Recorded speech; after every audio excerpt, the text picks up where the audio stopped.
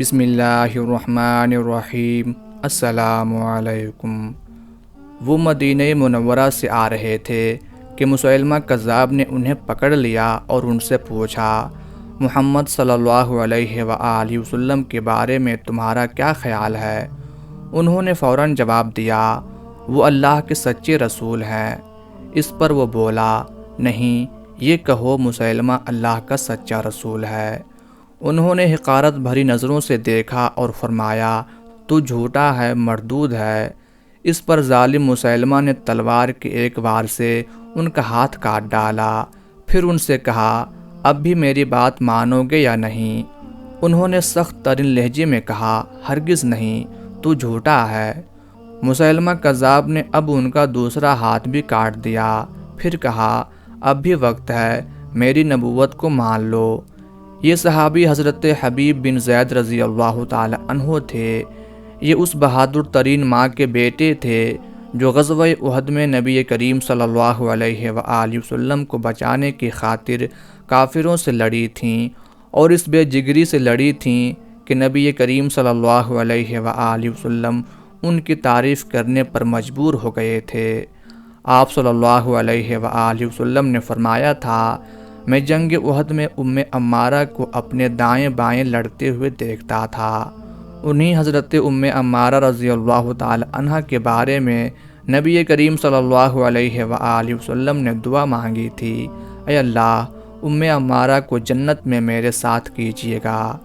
حضرت حبیب بن زید رضی اللہ تعالی عنہ اس عظیم ماں کے بیٹے تھے، وہ کیسے مسیلمہ کذاب کی بات مان لیتے؟ دونوں ہاتھ کٹنے پر بھی ان کی ثابت قدمی میں ذرہ برابر فرق نہ آیا۔ بولے، نہیں، ہرگز نہیں، نبی پاک صلی اللہ علیہ وآلہ وسلم کے بعد کوئی نبی نہیں، لہٰذا تم جھوٹے ہو۔ اب مسیلمہ کذاب کی غضب ناکی میں بلا کا اضافہ ہو گیا۔ اس نے ان کے جسم کا ایک ایک حصہ کاٹنا شروع کیا۔ حضرت حبیب رضی اللہ تعالی عنہ تڑپ رہے تھے اور وہ قہقہے لگا رہا تھا۔ حضرت حبیب رضی اللہ تعالی عنہ ٹکڑے ٹکڑے ہو گئے، لیکن راہ حق سے ان کے قدم ذرا نہ ڈگمگائے۔ حضرت عمارہ رضی اللہ تعالی عنہا نے اپنے بیٹے کی مظلومانہ شہادت کی خبر سنی تو ان کی ثابت قدمی پر اللہ کا شکر بجا لائیں۔ حضرت حبیب بن زید رضی اللہ تعالی عنہ انصاری صحابی تھے۔ ان کا تعلق قبیلہ خزرج کے خاندان بنو نجار سے تھا۔ والد کا نام زید بن عاصم رضی اللہ تعالی عنہ تھا۔ یہ حضرت حبیب رضی اللہ تعالی عنہ کے بچپن ہی میں فوت ہو گئے تھے۔ 3 ہجری میں حضرت حبیب بن زید رضی اللہ تعالی عنہ اپنے بھائی حضرت عبداللہ بن زید رضی اللہ تعالی عنہ اور اپنی والدہ حضرت عمارہ رضی اللہ تعالی عنہ کے ساتھ غزوہ احد میں شریک ہوئے اور آخر تک نہایت ثابت قدمی کے ساتھ لڑتے رہے۔ بعد کے غزوات میں بھی انہوں نے برابر حصہ لیا، یہاں تک کہ نبی کریم صلی اللہ علیہ وآلہ وسلم دنیا سے رحلت فرما گئے۔ آپ کے بعد حضرت ابو بکر صدیق رضی اللہ تعالی عنہ خلیفہ بنے۔ ان کے زمانے میں مسیلمہ کذاب نے نبوت کا دعویٰ کیا۔ اس دعوے کی شروعات اس نے نبی پاک صلی اللہ علیہ وآلہ وسلم کی حیات مبارکہ کے آخری دنوں ہی میں کر دی تھی، لیکن اس وقت اس نے کھل کر کوئی اعلان نہیں کیا تھا۔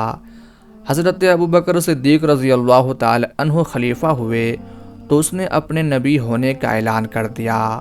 عرب کے 40,000 جنگجو مرتد ہو گئے اور اس کے گرد جمع ہو گئے۔ اس طرح اس نے بہت طاقت جمع کر لی، اور انہی دنوں حضرت حبیب بن زید رضی اللہ تعالی عنہ اس کے پڑاؤ کے پاس سے گزرے۔ اس نے انہیں پکڑ لیا اور بے دردی سے شہید کر دیا۔ حضرت حبیب رضی اللہ تعالی عنہ کی والدہ اور ان کے بھائی حضرت عبداللہ بن زید رضی اللہ تعالی عنہ حضرت خالد بن ولید رضی اللہ تعالی عنہ کے لشکر میں شامل ہو گئے۔ اس طرح مسیلمہ کے خلاف یمامہ کی جنگ لڑی گئی۔ دونوں ماں بیٹے اس جنگ میں مسیلمہ کے خلاف بہت بہادری سے لڑے۔ لڑائی پورے زوروں پر تھی کہ حضرت عمارہ رضی اللہ تعالی عنہا نے مسیلمہ کو دیکھ لیا۔ وہ زخم پر زخم کھاتی، اپنے نیزے سے راستہ بناتی اس کی طرف بڑھتی چلی گئیں۔ اس کوشش میں انہیں 11 زخم آئے۔ ایک ہاتھ بھی کلائی پر سے کٹ گیا۔